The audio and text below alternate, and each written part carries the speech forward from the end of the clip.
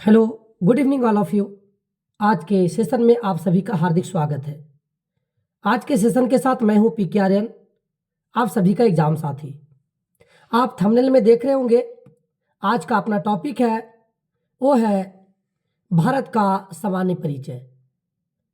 आप हेडिंग भी देख पा रहे हैं, भारत का सामान्य परिचय। इंडिया का जो है जनरल इंट्रोडक्शन हम लोग करने जा रहे हैं। आइए सबसे पहले हम चर्चा करें इंडिया के इंट्रोडक्शन के बारे में। ध्यान दीजिएगा, कहता है कि जो भारत है उसके सबसे पहले हम चर्चा करेंगे नामाकरण का। किसका चर्चा करेंगे? नामाकरण का। सर, भारत को अलग अलग नामों से जाना गया। हम अगर सबसे पहले देखें अलग अलग नामों में, तो इसको याद रखने का एक तरीका है, वो है बिहार। क्या याद रखेंगे? बिहार, BIHAR। हम सबसे पहले बिहार की चर्चा करें। सर, यहां बी जो वर्ड लिखा गया वो बी का मतलब है भारत। बी का मतलब क्या है? भारत। दूसरा वर्ड है आई। आई का मतलब है इंडिया। तीसरा वर्ड है एच। एच का मतलब है हिंदुस्तान। ए का मतलब है आर्यावर्त। आर्यावर्त। और आर का मतलब है रीवा, या हम लोग बोलते हैं जम्बूद्वीप। क्या बोलते? जम्बूद्वीप। ध्यान दीजिएगा, ये बिहार एक ट्रिक है जिसे आप याद रख सकते। भारत, इंडिया, हिंदुस्तान, आर्यवर्त, रीवा या जम्बूद्वीप। अगर हम सबसे पहले चर्चा करें भारत, इंडिया, हिंदुस्तान, आर्यवर्त, रीवा और जम्बूद्वीप का, यानी कि भारत को 5 नामों से जाना गया। ये बिहार जो शब्द लिखा गया है इसमें 5 नाम लिखा गया है। आइए हम थोड़ा सा चर्चा कर ले भारत के नामकरण का। कहता है कि एक राजा दुष्यंत थे। कौन थे? राजा दुष्यंत। उसके एक पुत्र था जिसका नाम था भरत। क्या नाम था? भरत। इन्हीं के नाम पे हमारा देश का जो नाम पड़ा वो नाम पड़ा भारत। और आर्यों का निवास स्थान अगर हम चर्चा करें कि जो आर्य लोग थे उसका निवास स्थान होने के कारण इस भूभाग को जो नाम दिया गया वो दिया गया आर्यावर्त। क्या नाम दिया गया? आर्यावर्त। आगे अगर बात करें तो हिंदू एवं बौद्ध ग्रंथों, अगर कोई हिंदू धर्म की बात करे बोले तो हिंदू ग्रंथों की बात करे या फिर बौद्ध ग्रंथों की बात करे, तो दोनों जो ग्रंथों में जो चर्चा किया गया, चाहे तो बौद्ध ग्रंथों की बात करें चाहे तो हिंदू ग्रंथों की बात करें, उसमें जो प्रयोग किया गया है वो किया गया है जम्बू द्वीप। क्या प्रयोग किया गया है? जम्बू द्वीप। ध्यान दीजिएगा। अब हम अगर बात करें मध्यकालीन भारत का, किसका हम चर्चा करें? मध्यकालीन भारत। ध्यान देंगे, अगर हम मध्यकालीन की बात करें तो मध्यकालीन भारत में यानी कि मध्यकालीन इतिहासकार रहे। कौन रहे? मध्यकालीन इतिहासकार। और कुछ फारसी इतिहासकार रहे जिन लोगों ने इस प्रदेश को जो चर्चा किया वो चर्चा किया या तो हिंद का या तो चर्चा किया हिंदुस्तान का। दोनों में से दोनों चर्चा किए गए। हिंद और हिंदुस्तान का किसने किया? तो मध्यकालीन अरबी एवं फारसी इतिहासकारों ने। और अगला अगर हम चर्चा करें तो हमारा जो देश है वो काफी विशाल है और 3 ओर समुद्र से घिरा है। कितने ओर से? 3 ओर से। 3 ओर से समुद्र से घिरा होने के कारण इसका जो नाम दिया गया वो दिया गया उपमहाद्वीप। क्या नाम दिया गया? उपमहाद्वीप। अगर कभी सवाल पूछे ये भारत को भारत, इंडिया, हिंदुस्तान, आर्यवर्त, जम्बूद्वीप इसके अलावा और किस नाम से जानते हैं, तो इसको हम लोग जानते हैं उपमहाद्वीप के नाम से। आपको पता होना चाहिए कि भारतीय अगर उपमहाद्वीप की बात करें, किसका चर्चा करें? भारतीय उपमहाद्वीप का। ध्यान देंगे, अगर कभी भी भारतीय उपमहाद्वीप की बात करें तो उसमें कौन कौन सा देश आते हैं? तो हम थोड़ा उसका चर्चा करें, भारतीय उपमहाद्वीप का, जिसमें आता है भारत, इसमें आता है पाकिस्तान, इसमें आता है बांग्लादेश, इसमें आता है नेपाल और इसमें आता है भूटान। ध्यान दीजिएगा, अगर कभी सवाल पूछे कि भारतीय उपमहाद्वीप में कौन कौन देश शामिल है, तो है भारत, पाकिस्तान, बांग्लादेश, नेपाल एवं भूटान। और आपको पता भी होनी चाहिए कि भारत को एक प्रायद्वीप का भी उदाहरण दिया गया है। प्रायद्वीप बोलते किसको है? वैसे क्षेत्र जो तीन ओर जल से घिरा हो, तीन ओर किससे हो? जल से घिरा हो, और एक ओर जो हो वो स्थल से घिरा हो, तो वैसे क्षेत्र को हम लोग क्या बोलते हैं? तो प्रायद्वीप बोलते हैं। वैसा क्षेत्र जो तीन ओर जल से घिरा हो और एक ओर स्थल से घिरा हो, तो ऐसे क्षेत्र को हम लोग क्या बोलते हैं? प्रायद्वीप बोलते हैं। अब भारत एक प्रायद्वीप का भी उदाहरण है।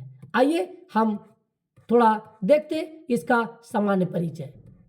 अगर हम सबसे पहले चर्चा करें भारत के सामान्य परिचय का, तो सबसे पहले है कि भारत जो एक देश है जिसको अन्य नामों से आर्यवर्त, जम्बूद्वीप, भारतवर्ष, हिंदुस्तान, इंडिया के नाम से भी जानते हैं। जिसको याद करने का हम तरीका भी आपको बताए, वो क्या बताए? तो बिहार। आप ट्रिक में याद रख सकते, बिहार, BIHAR। भारत है, इंडिया है, हिंदुस्तान है, आर्यवर्त है और रिवाया जम्बूद्वीप है। सर, जो भारत की राजधानी है वो है नई दिल्ली। आपको मैं बता दूं कि भारत की राजधानी जो थी वो पहले थी कलकत्ता। कहाँ थी हमारे प्यारे साथियों? कलकत्ता। लेकिन इसको जो है वो फिर कलकत्ता से बदल करके लाया गया दिल्ली। कहाँ लाया गया? दिल्ली।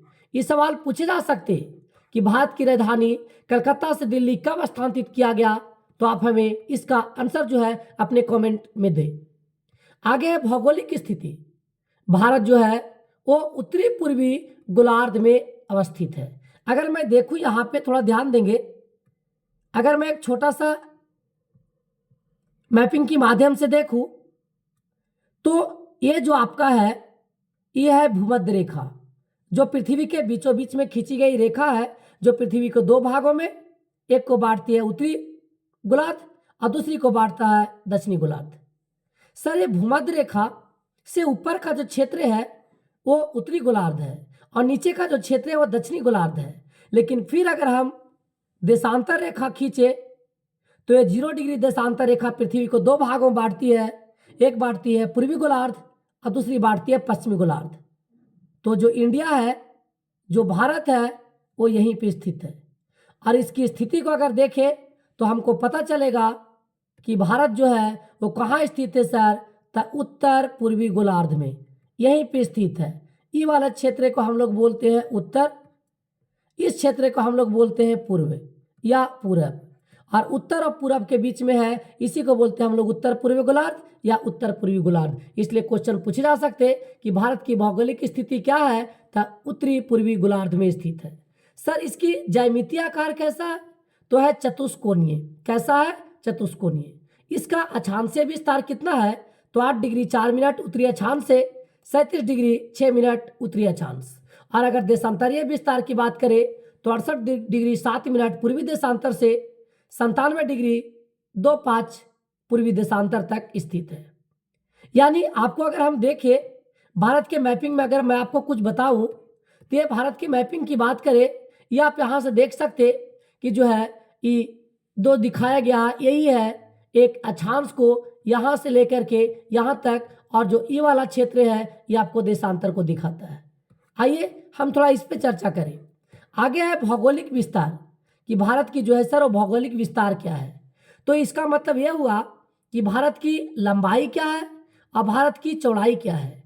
तो सर, जो लंबाई हमको देखना है वो देखना है उत्तर से दक्षिण, और जो चौड़ाई देखना है वो देखना है पूर्व से पश्चिम।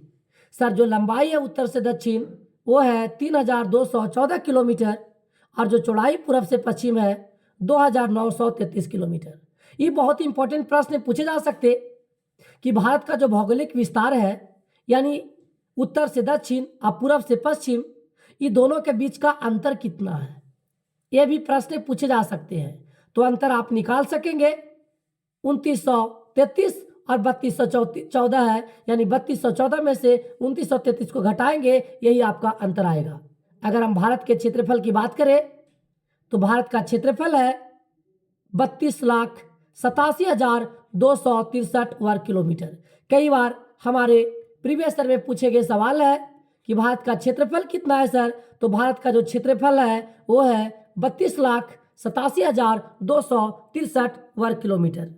अगर कभी सवाल पूछे कि विश्व के कुल क्षेत्रफल का ये कितना है, तब विश्व के कुल क्षेत्रफल का जो है वो है 2.42%। कितना है? 2.42%।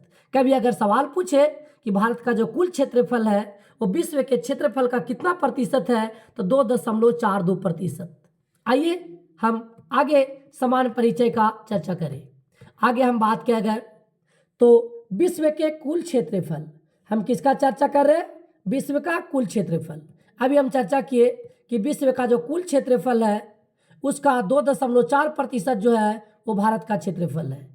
सर, क्षेत्रफल की दृष्टि से विश्व में 7वां स्थान पे जो आता है वो कौन आता है? भारत। जिसके लिए हम लोग ट्रिक भी याद करते हैं। क्या ये ट्रिक याद रखते हैं? तो ध्यान रखिएगा। ऐसे हम लोग अगर एक चर्चा करें तो हम लोग ऐसा भी कर सकते कि भारत के अगर कभी पड़ोसी देश पूछे, क्या पूछे? पड़ोसी देश। तब पड़ोसी देश कौन कौन आएंगे भारत के पड़ोसी देश में? तो भारत के पड़ोसी देश में आएंगे, उसका एक ट्रिक आप याद रखेंगे, वो याद रखेंगे बचपन में एमबीए किया। क्या याद रखेंगे? बचपन में एमबीए किया। इसका मतलब यह हुआ बांग्लादेश है, चीन है, पाकिस्तान है, नेपाल है, म्यांमार है, भूटान है और अफगानिस्तान है। अगर कभी सवाल पूछे कि सबसे लंबी सीमा किसके साथ है, तो सबसे लंबी सीमा जो है वो बांग्लादेश के साथ है। किसके साथ है? बांग्लादेश के साथ। ये कई बार प्रीवियस ईयर में पूछे गए सवाल है कि कौन सा देश की सीमा जो है भारत के साथ सबसे लंबी सीमा बनाती है, तो बांग्लादेश। तो आप कमेंट में आंसर देंगे कि भारत की सीमा के साथ बांग्लादेश का सीमा की जो लंबाई है वो कितनी है। आगे हम अगर बात करें तो इस क्षेत्रफल की दृष्टि से सबसे पहले नंबर पे कौन है? तो क्षेत्रफल की दृष्टि से सबसे जो पहले स्थान पे है वो है रूस। कौन है? रूस। उसके बाद जो है वो है कनाडा, उसके बाद अमेरिका, उसके बाद चीन, उसके बाद ब्राजील, उसके बाद ऑस्ट्रेलिया, और जो 7वां नंबर पे आता वो आता है अपना भारत। थोड़ा ध्यान देंगे, इसका आप याद रख सकते एक ट्रिक के माध्यम से। कैसे याद रखेंगे? तो इसको याद रख सकते, रुक चीन अब आ गया है भारत। रुक चीन अब आ गया है भारत।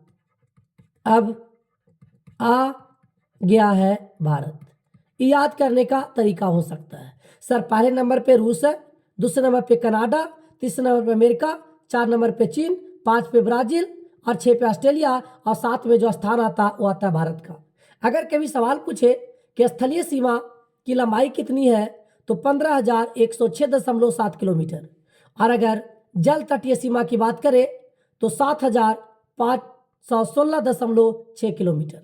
सर, इसकी जलवायु कैसी है? तो जलवायु जो है वो मानसूनी है। कैसी है? मानसूनी है। अगर कभी सवाल पूछे कि भारत की जलवायु कैसी है, तो भारत की जलवायु जो है वो है मानसूनी।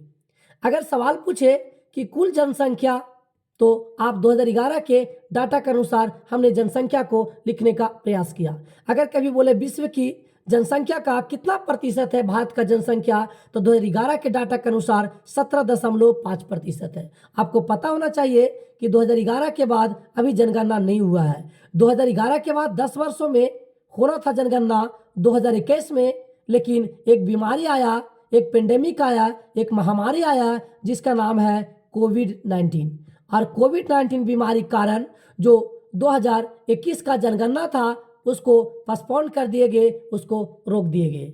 आगे हम बात करें तो जनसंख्या की दृष्टि से विश्व में जो है वो द्वितीय स्थान पे है। और पहले स्थान पे अगर बात करें तो पहले स्थान पे कौन आता है? चीन। लेकिन अभी नए डाटे में जो है वो भारत पहले स्थान पे आ जाएगा। जो नया डाटा आएगा उससे भारत पहले स्थान पे आने की संभावना हो रही है। आइए हम आगे चर्चा करें दशकीय जनसंख्या वृद्धि दर का। तो 17.64% है। पुरुष की जनसंख्या, महिला की जनसंख्या, ग्रामीण जनसंख्या, सारी जनसंख्या से भी प्रश्न कहीं कहीं हमारे एग्जाम हॉल में देखे जाते हैं, बट ज़्यादातर संभावना नहीं होती ऐसे प्रश्न की। अगर हम बात करें लिंगानुपात, मैंने पीछे भी आपको जनगणना वाले चैप्टर में पढ़ाया था कि लिंगानुपात का मतलब यह हुआ कि 1000 पुरुषों की तुलना में महिलाओं की संख्या कितनी है। तो जो 1000 पुरुषों की तुलना में अगर महिलाओं की संख्या की बात करें तो है 943। कितना है?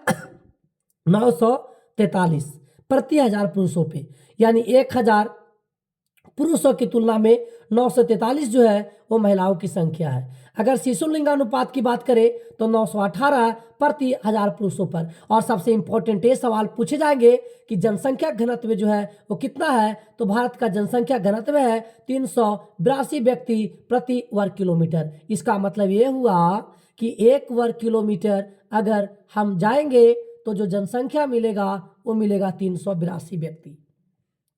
आगे कुल साक्षरता, कुल जो साक्षरता है वो 74.04%। सर इसमें पुरुष साक्षरता कितनी है और महिला साक्षरता कितनी है?